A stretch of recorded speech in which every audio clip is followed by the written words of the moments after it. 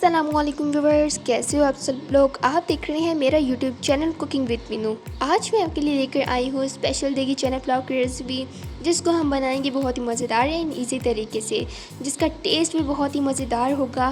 तो इसके लिए सबसे पहले एक पैन ले लीजिएगा और इसके अंदर ऑयल ऐड कर दीजिएगा। देन हम इसके अंदर ऐड करेंगे ज़ीरा, करी पत्ता, काली मिर्च और दालचीनी। ये सब ऐड करने के बाद हम इसके अंदर डालेंगे प्याज, कटे हुए प्याज ऐड कर देंगे। उसके बाद हम इसको अच्छे से मिक्स कर लेंगे। इसको हमने ज़्यादा ब्राउन नहीं करना, बस इसका कच्चापन ही हमने दूर करना है। अदरक लहसुन का पेस्ट भी साथ ही शामिल कर देंगे एंड अच्छे से मिक्स करते जाएंगे।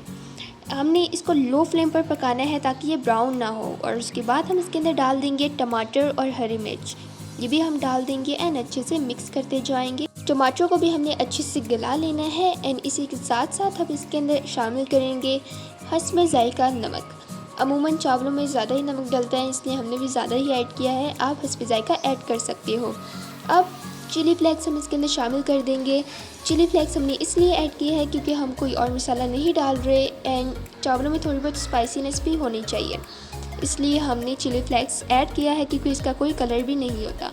उसके बाद हम इसके अंदर डालेंगे चने आपने बॉईल किए हुए लेने हैं, यानी सबसे पहले इनको नमक डाल के अच्छे से बॉईल कर लेना है एंड उसके बाद इसके अंदर डालकर अच्छे से फ्राई कर लेना है। यहाँ पे याद रखिएगा कि आपकी जो फ्लेम होनी चाहिए वो लो होनी चाहिए ताकि कोई भी चीज़ हमारी जले ना। अब हम इसके अंदर डालेंगे 1/4 स्पून लौंग पाउडर। ये डालने से हमारी जो चावलों में टेस्ट होगा और उसकी जो स्मेल होगी वो बहुत ही ज़्यादा मज़ेदार सी हो जाएगी। अब इसके अंदर हम पानी डाल देंगे, ज़्यादा से हम इसके अंदर पानी डाल देंगे एंड इसको अच्छे से हम मिक्स कर लेंगे। जब इसको बॉईल आ जाएगा तो हमने इसके अंदर ऐड कर देने हैं जी राइस, जिनको हमने थोड़ा सा नमक लगाकर भिगो कर रखा हुआ था। देखिए चना पुलाव की रेसिपी जब भी आपके खाने का दिल करे आप झटपट से बनाइए एंड एंजॉय कीजिए।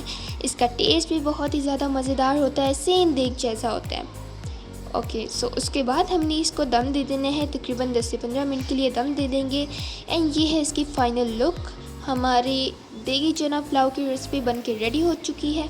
बहुत ही मज़ेदार, बहुत ही लजीज ये रेसिपी बन के रेडी हो चुकी है एंड एकदम देग जैसा इसका टेस्ट है।